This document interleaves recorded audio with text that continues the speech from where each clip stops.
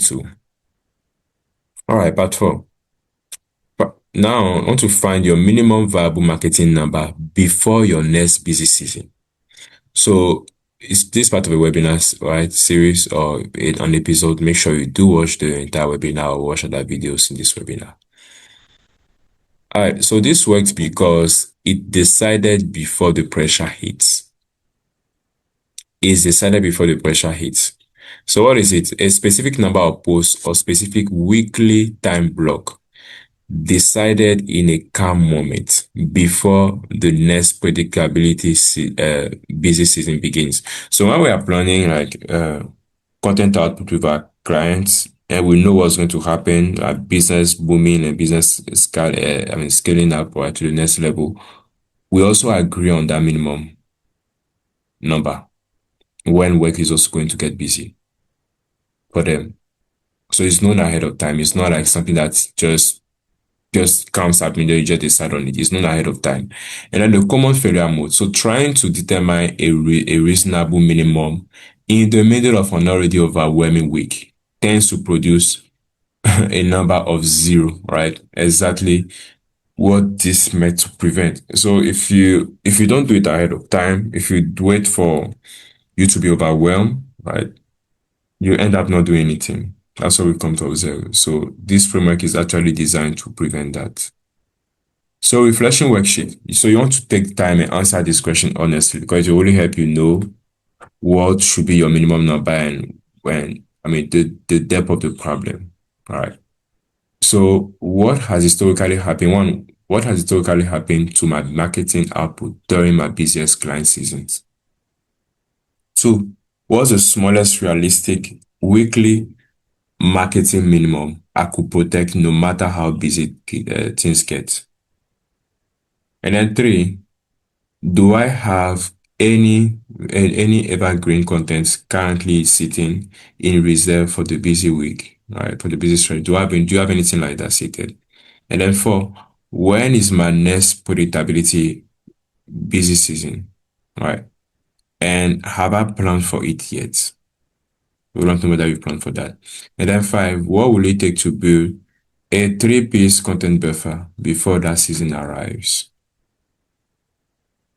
So these are questions that you really want to answer honestly. All right, so let's look at a case study, right? How one consultant protected their pipeline through their busiest quarter ever. That's part five. Part five. All right, so heading into the busiest client quarter to date, after every previous busy season had dropped marketing output to zero. So he has observed the pattern and I decided to do something about it. First thing that has to be understood is that a reduced minimum beats the usual default zero. So two posts per week protected as a minimum, right? Down to the number five, but never zero. Right. And then for the first time, there's no post busy famine. Right. So there's no sales season where like, okay, you see huge increase in another one where it seems like nothing really happened. It's crazy sometimes that when nothing really happens after a kind of busy season, we are not so quick to blame our marketing outputs or inputs.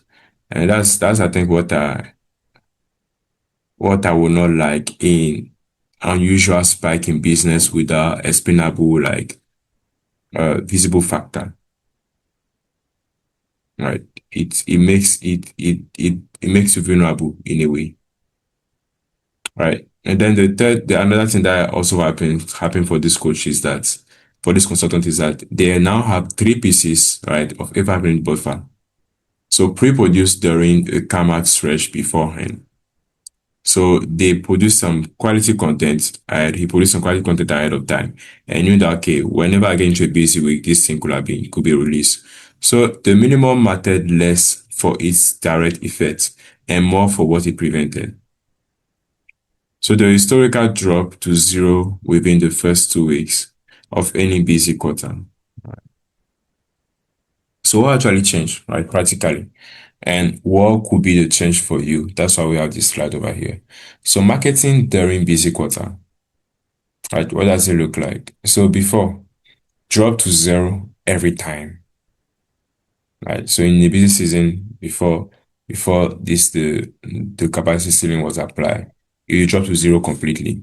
And then the in after applying the strategies that we proposed, what ended up happening is that he is now being held at two posts per week, never zero. So the two posts per week minimum has already been set. So content during the crunch. Nothing. So before, nothing or no buffer existed. But after, now there are three pieces of evergreen content pre-produced. And the thing is that when you exhaust the buffer, you replace it. That's what a buffer means. Right? A reserve stock. When you exhaust it, you replace it immediately. So that you always have a buffer of at least S number of posts. And then the following quarter. So before there were, reliable pipeline farming. So no marketing was done. So he himself knows, or the coach knows ahead of time that, okay, this was going to happen. Going to have it, to see a certain drop in my sales.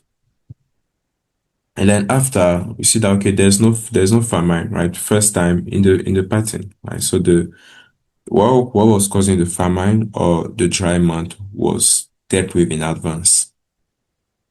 And then fourth element is the decision timing.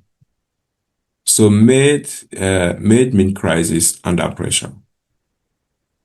So decision to do something about the marketing drop was made prior to that in the middle of crisis. So no forecasting, no predisposition to do something ahead of time.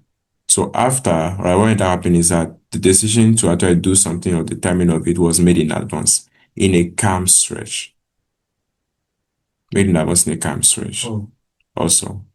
So what could this coach say? So it mattered less for its direct effect and more for what it prevented. So having the buffer, having the ceiling capacity, right, framework being applied, mattered less for its direct effect and more for what it prevented. So at this particular time, having those type of things seems like you are wasting time.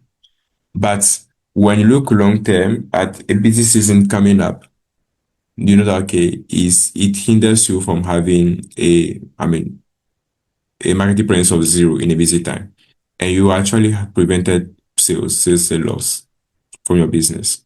So that's what gives it value. That's what gives. So you already know what gets cut first. Let's set your protected minimum. So we're offering you a free 15-minute discovery call where we are going to help you look at your content and see exactly how we can, help you protect your content or protect your marketing. Before busy seasons come. So if you're also watching this webinar, a part of it, make sure you watch the entire webinar or other videos in this webinar. And we also have another one coming up. This is the last webinar of the series. So I'm going to look at what should a $5,000 per month coach actually charge for a signature offer without freezing at that number? Because we observe that many people actually do freeze and are not bold enough to mention their numbers in their coaching or consulting business. So that will be it. Make sure you do subscribe, make sure you like and share this video with a coach or a consultant or somebody in the service business. It will bless them tremendously. Thank you once again and have a beautiful rest of your day.